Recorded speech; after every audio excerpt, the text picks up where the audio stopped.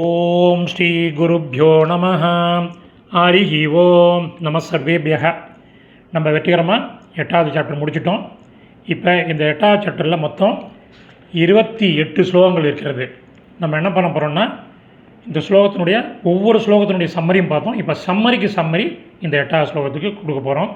அதுக்கு முன்னாடி ஒரு சின்ன இன்ட்ரோடக்ஷன் இந்த 8வது ஸ்லோகத்தை பற்றி கொடுத்துட்டு, உங்கள்கிட்ட humble submission to every one is, இந்த இது ஆடியோ கேட்குறதுக்கு நீங்கள் என்ன பண்ணணுன்னா, ஒரு டார்க் ரூம் போங்கோ, நிசப்தமான இடம், ஜன்னலை மூடிடுங்கோ, கதவை மூடிடுங்கோ, லைட்லாம் அணைச்சிடுங்கோ, உட்காந்துட்டு ஜானங்களில் உட்காந்துட்டு கண்ணை மூடிண்டு இந்த கண்டினியூஸாக இந்த 8வது சாப்டரில் பகவான் என்ன சொல்கிறார், கிருஷ்ண பரமாத்மா, அர்ஜுனன் என்ன அதுக்கு பதில் சொல்கிறார், அர்ஜுனன் என்ன கேட்குறார், கிருஷ்ணர் என்ன சொல்கிறார், எல்லாத்தையும் கேட்டலாம் ஆத்மா பூர்வமாக உங்களுக்கு இந்த அத்தியாயத்தில் என்னென்ன சொல்லியிருக்கார் அப்படிங்கிறது தெரியும். அதனால் கேட்க ஆரம்பிங்க. இப்போ முதல்ல இந்த ஸ்லோகத்தினுடைய இதை ஆரம்பிக்கலாம். ஓம் ஸ்ரீ பரமாத்மனே நமஹ. அத அஷ்டமோத்தியாயः அக்ஷர பிரம்ம யோகः. இப்போ ஜஸ்ட் இன்ட்ரோடக்ஷன் இந்த 8வது சாப்டர் பற்றி.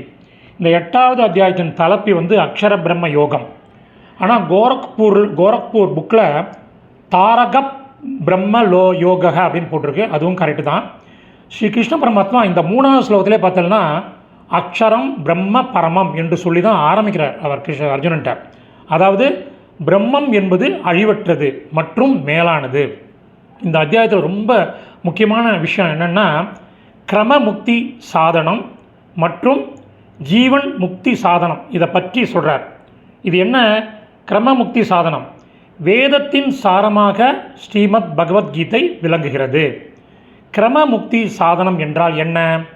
இந்த சரீரத்தில் இருந்து ஜீவன் கிளம்பி சில சாதனைகளால் பிரம்மலோகத்திற்கு சென்று அங்கு பிரம்மலோகத்தில் பிரம்மாவின் உபதேசத்தாலே ஞானத்தை பெற்று பிரம்மலோகத்தில் ஜீவன் முக்தனாக ஆவது.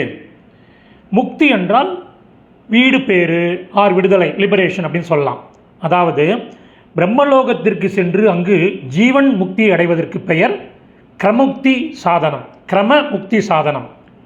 ஜீவன் முக்தி என்றால் வாழ்ந்து கொண்டு இருக்கும் போதே முக்தி அடைவது. ரொம்ப இம்பார்ட்டன்ட் இது. ஜீவன் முக்தி என்றால் வாழ்ந்து கொண்டு இருக்கும் போதே முக்தி அடைவது. கிரமமுக்தி என்றால் லோகத்திற்கு சென்று அங்கு ஜீவன் முக்தி அடைவதற்கு பெயர் கிரமமுக்தி சாதனம். ஓகேயா? சம்மரி, ஒவ்வொரு ஸ்லோகத்தினுடைய சம்மரியும் படிக்க போகிறேன். கண் முடின்னு கேளுங்க. அர்ஜுன உவாச்சா. அர்ஜுனன் சொல்கிறான், மனிதருள் சிறந்தவனே, அந்த பிரம்மம் எது, ஆன்மா எது, கர்மம் எது, அதிபூதம் எது என்று சொல்லப்படுகிறது, அதி தெய்வம் எது என்று சொல்லப்படுகிறது. 2வது ஸ்லோகம். கிருஷ்ணா, இங்கே இந்த உடம்பில் தி லார்ட் ஆஃப் சாக்ரிஃபைஸ் யார், அவர் எப்படி இருக்கிறார், சுய கட்டுப்பாடு உடையவர்களால் மரண காலத்தில் கூட எப்படி நீ அறியப்படுகிறாய். 3. பிரம்மம் அழிவற்றது, மேலானது, அதன் இயல்பு ஆன்மா என்று சொல்லப்படுகிறது. உயிர்களை உண்டாக்கி பின் வளரச் செய்வதாகிய வேள்வி கர்மம் என்று சொல்லப்படுகிறது. 4. உடல் தரித்தவர்களுள் உயர்ந்தவனே, அழியும் பொருள் அதிபூதம் எனப்படுகிறது. உடம்பில் உறைபவன் அதி தெய்வம் என சொல்லப்படுகிறது. இந்த உடம்பில் அதி யஜ்யமாக நானே இருக்கிறேன். 5. மரண காலத்திலும் எவன் ஒருவன் என்னையே நினைத்தவாறு உடம்பை விட்டுவிட்டு செல்கிறானோ அவன் என் நிலையை அடைகிறான். இதில் எந்த சந்தேகமும் இல்லை. 6. குந்தியின் மகனே, இறுதி காலத்தில் எந்தெந்த பொருளை நினைத்தவாறு எவன் ஒருவன் உடம்பை விட்டு செல்கிறானோ எப்போதும் அந்த பொருளையே நினைக்கின்ற அவன் அந்த பொருளையே அடைகிறான். 7.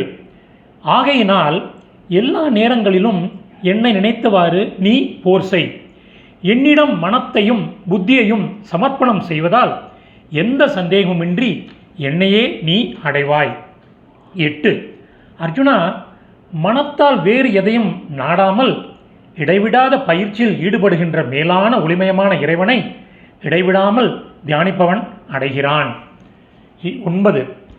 எல்லாம் அறிந்தவனை, ஆதி பரம்பொருளை, அனைத்தையும் ஆள்பவனை, அணுவை விட நுண்ணியவனை, அனைத்தையும் தாங்குபவனை, சிந்தனைக்கு எட்டாத வடிவம் உடையவனை, சூரியனைப் போல் ஒளிர்பவனை, இருளிற்கு அப்பாற்பட்டவனை முறைப்படி யார் நினைக்கிறானோ அவன் இறைவனை அடைகிறான். 10. பக்தியுடனும் யோக ஆற்றலுடனும் அசைவற்ற மனத்தால் புருவத்தின் நடுவில் பிராணனை, அதாவது மூச்சை நன்றாக நிலைநிறுத்தி மரண காலத்தில் எவன் ஒருவன் நினைக்கிறானோ அவன் அந்த ஒளிமிக்க மேலான இறைவனை அடைகிறான். 11.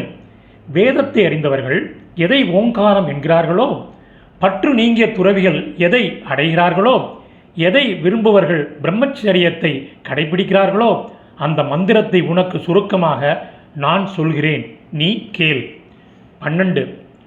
உடம்பின் 9 வகை வாசல்கள் அனைத்தையும் அடக்கி மனத்தை இதயத்தில் நிறுத்தி தனது மூச்சை உச்சந்தலையில் வைத்து யோக நிலையில் நிலைபெற்று மேலும் பிரம்மமாகிய ஓம் என்னும் ஓரெழுத்து மந்திரத்தை உச்சரித்து கொண்டு என்னை நினைத்தவாறு உடம்பை விட்டுவிட்டு எவனொருவன் போகிறானோ அவன் மேலான நிலையை அடைகிறான்.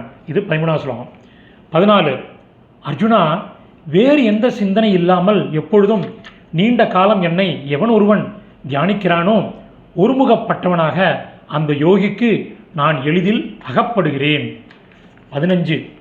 உயர்ந்த பக்குவத்தை பெற்ற மகான்கள் என்னை அடைந்து துக்கத்தின் இருப்பிடமும் நிலையற்றதும் ஆகிய பிறவியை மீண்டும் அடைவதில்லை. 16. அர்ஜுனா, பிரம்மலோகம் வரையுள்ள அனைத்து உலகங்களில் இருப்பவர்களும் மீண்டும் பிறந்தே ஆக வேண்டும். ஆனால் குந்தியின் மகனே, என்னை அடைந்தவர்களுக்கு மறுபிறவி என்பது இல்லவே இல்லை. 17.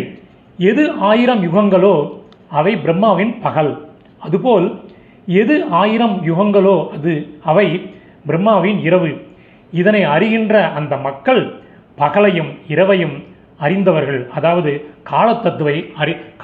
கால தத்துவத்தை அறிந்தவர்கள் ஆவர். 18. பிரம்மாவின் பகல் வரும்போது தோன்றாத நிலையிலிருந்து பிரபஞ்சம் முழுவதும் உள்ள எல்லா ஜீவராசிகளும் வெளிப்படுகின்றன.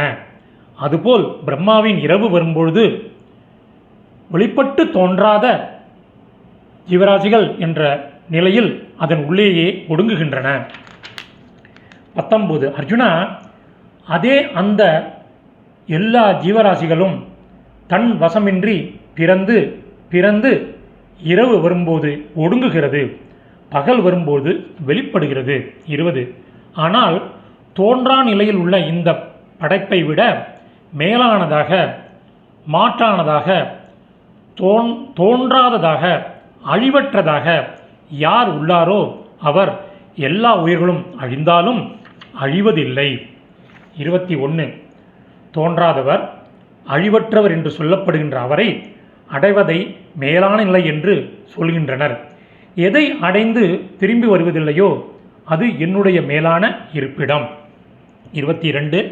அர்ஜுனா, உயிர்கள் யாருடைய உள்ளே இருக்கின்றனவோ, யாரால் இவை அனைத்தும் வியாபிக்கப்பட்டு உள்ளனவோ அந்த மேலான இறைவன் வேறு நோக்கமற்ற பக்தியால் அடையப்படுகிறார்.